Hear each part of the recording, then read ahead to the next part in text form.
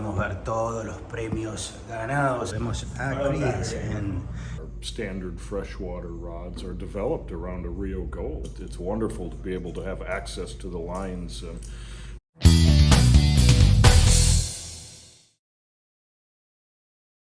Bueno amigos, aquí estamos junto a Chris Andersen, gerente de ventas internacionales, así que estamos llegando una vez más a Sage. Alcanzamos a ver lo que es todo lo que es este hermoso lugar, esta isla. Vamos a estar conversando con Chris, sobre todo hablando de los últimos productos y las últimas novedades, tanto los resultados que están dando estos productos a nivel internacional, como también lo que es las novedades, ¿verdad? Porque al parecer para el 2024, temporada 2024-2025, tenemos una enorme cantidad de novedades. Bueno, acá estamos dentro de las oficinas de la fábrica. Acá podemos ver todos los premios ganados a lo largo de los años en las ferias internacionales, en la feria de Estados Unidos, múltiples premios en todas las secciones.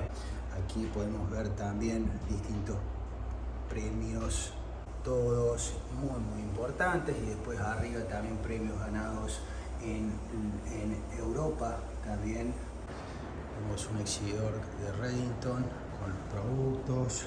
Acá tenemos algunas de las novedades de Redington. Vemos mucha presencia en Redington, un poco de historia también. Aquí vemos en un ambiente increíble, ¿no? Porque la verdad que si hay algo que tiene este lugar es un ambiente increíble, bosque. Y bueno, vamos a ir recorriendo hasta un poquito las oficinas. Acá tenemos todo el salón de una conferencia, un salón de reuniones. Y bueno, estas son todas las áreas de Customer Service. Acá podemos ver los amigos que están llegando a su trabajo. Lo vemos a Chris.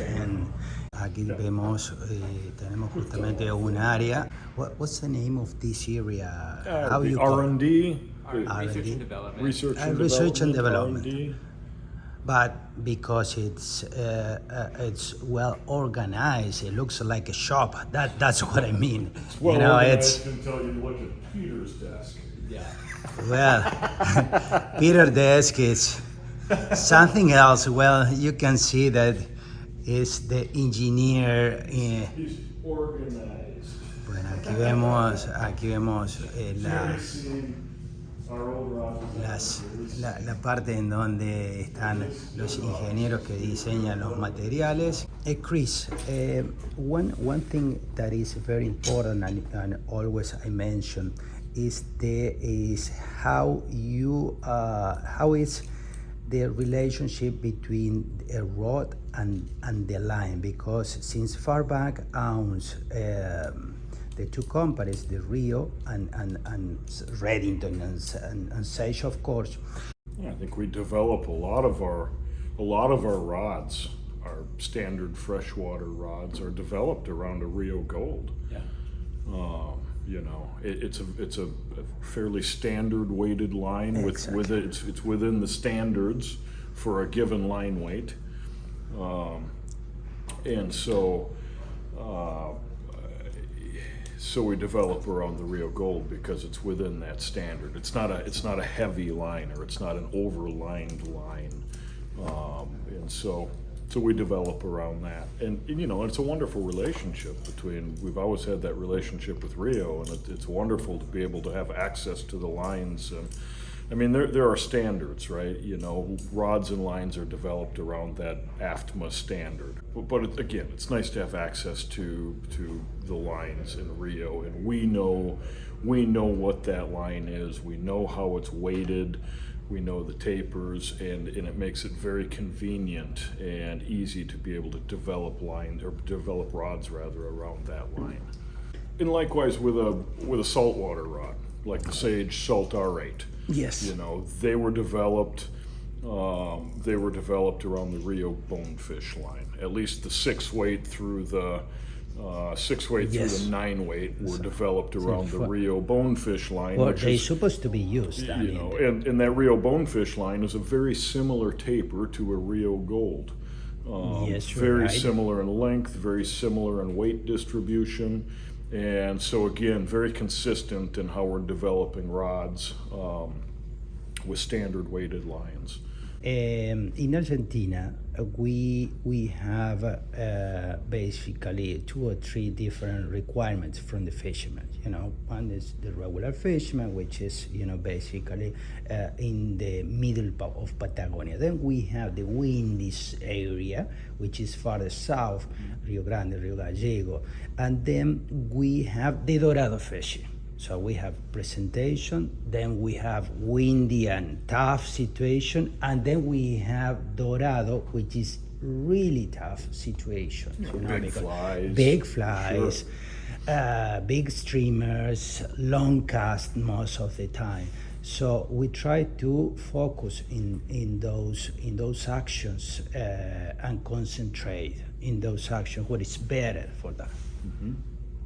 We found that LL is very good on the presentation, or the core series is very good on that section, or in Redington classic CT it was, and then there is another one which is the hydrogen. It used to be very good in that Now situation. it's the trace. Trace, which is a little bit softer, which is very good.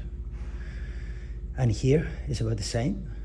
No question. I mean, I think modern trout anglers here in the United States, you know, in most fisheries, you know, have a variety of conditions and situations. You have anglers fishing, you know, tiny mayfly hatches, you know, the trichorthodes, where, you know, your typical fly size is a, you know, 20 on the big size, Yes, and down yes. to 26s and 7x tippet, so extremely lightweight, delicate presentation. You know, in those situations, you look towards a Trout LL, or in the case of Redington, a classic trout, where you've got a bit softer rod, something that's going to really protect that Yes. light tippet very, very well. You know, and then you've got other situations where anglers are throwing streamers, much like your Dorado, but throwing very large streamers for big brown trout in the rivers, and you know, rods like a Igniter, for instance, in the Sage category, maybe a Predator and Redington, you know, really do well in those situations. And then you've got the R8 Core, for instance, Yes. right, which is just a very well-rounded rod. It's a rod that really Great. shines in all Just situations. great. Right. Just great. It's got a delicate enough tip where it can be presentation, you know, a presentation rod, and protect light tippet and deliver the fly very delicately. But it's got enough power where it can deliver a large streamer as well very effectively. And we try and think about that with all of our rod development. You know, what is this going to be used for? And what are the demands of the angler, the caster, you know, the environment, the winds, all of that. We're thinking about that when we're developing rods and products, and try and make them as well-rounded as possible. And then we've got very specialty rods like the Salt rods, the Salt R8s, and rods designed for specific applications as well. One thing that is very interesting is the tendency in our country, at least, to go for longer rods. I don't know if it happened here, 9.5 feet, 10 feet long. Sure. Yeah. I would say for most, all throughout the West, there are a lot of 9.5 and 10-foot rods sold in trout sizes for nymph anglers. That additional length leads to better mendability and line control. You know, there's a spring creek that I fish in the eastern part of our state, and lovely spring creek. It has very large technical fish, but you know, it's a small stream, and oftentimes, you know, we're not wading. The fish are very spooky, and so you don't step into the creek you stand in the tall grass. Yes. And so you're standing in the tall grass, you have thistle behind you and things behind you, and so a long rod Yes. really makes it better. It keeps your back cast higher. It allows you to get your rod tip out over in front of the grass and over the creek to fish it. And so there's a lot of benefit to a long rod. We have a river which is it is called Lima River. Sure, It's a huge. I know of it. Well, you know it.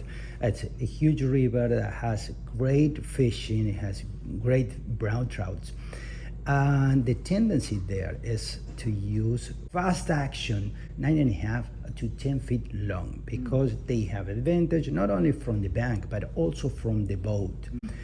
And I saw the new Redington actions with 9.5 because, in my opinion, it's very difficult to have a good rod with a low technology in terms of graphite. A long rod to have a high quality product. That's something that you need to have a better graphite, a quicker graphite, a thinner rod, something with more power, in my personal opinion. No? Yeah, when you go sure. beyond 9 feet.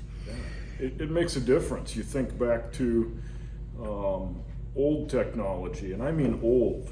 Yes. Talking fiberglass, bamboo before that. And there was a reason historically that fiberglass rods, bamboo rods were shorter.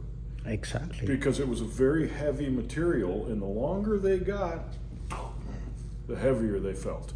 And also the bat, in order to have a good tip action, you need to have a very thick, very fat. butt section. I was impressed by the Redington new actions. I mean, the new profiles. I think that for that particular market or customer interested in longer rods, that is the graphite, and those are the blanks that, you know, I can tell you, they're going to be nice, you know.